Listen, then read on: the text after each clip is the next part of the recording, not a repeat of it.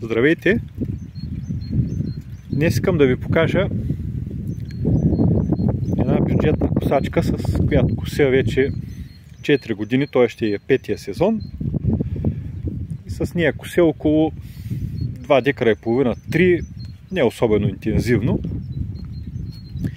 И сега ще ви покажа в какво състояние е този райдър, с който кося след 4 години работа и какви са му възможностите, разбира се.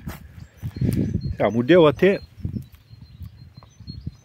Raider RD GLM09.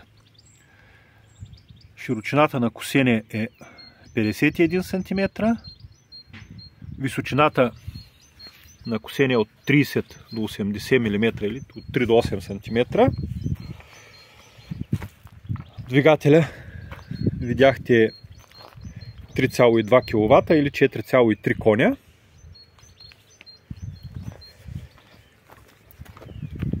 Регулира се, всичките колета се регулират автоматично от тази ръчка. Има 8 степени на регулиране на височината. Ето.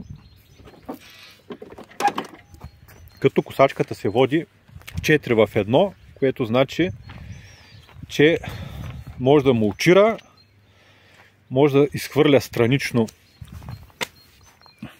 тревата. Слага се тая приставка. Ето тук. Като когато се сложи тая приставка, отзад се затапва този отвор. Отзад се затапва с тая приставка. Другата функция е събиране в кош. Има 65 литров кош. И задно изхвърляне директно тук. Това е 4 в 1 и мулчиране. Не знам дали казах. Това значи 4 в 1. Самоходна е косачката.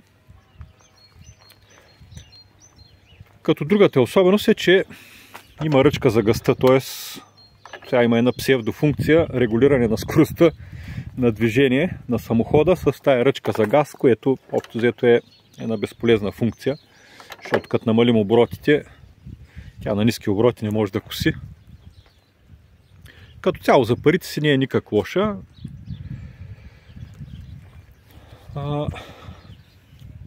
Резервуара събира 850 мл гориво, а маслото е 450 мл. Двигателя не е никак лош.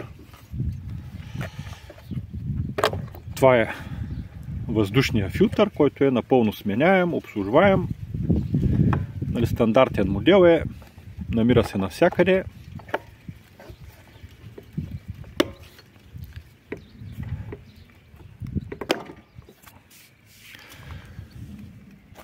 Сега колетата не са на лагер, а са на втулка.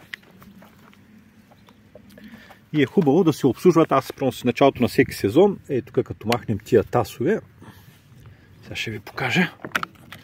Развива се гайката и аз смазвам имам едно силиконова грес. Ги смазвам всеки сезон. Сега ще ви покажа и отдолу как изглежда след 4 години работа. Ето по този начин изглежда. Има сега малко следи от употреба и от удари, но като цяло е доста добре. За тия 4 години опцията съм сменял само масло, поне веднъж на сезон. Дават го на 100 часа да се сменя, ама според мен като направи 50 е хубаво да го сменяте. И другото, което е, миналия сезон ремъка вече се разпъна и самохода почна да не работи. Се оказа, че в книжката пише едно, а ремъка е съвсем друг. По спецификация поне се беше изтъркал, нямаш как да видя на него. Това е ремъка, който подхожда за тази косачка. Да знаете, ще го оставя долу в описанието.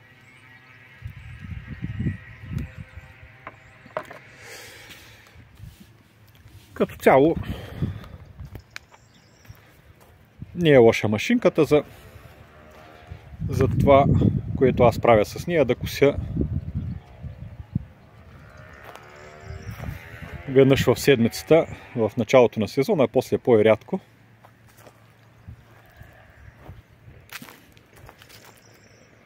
Това беше всичко от мен. Благодаря ви за вниманието.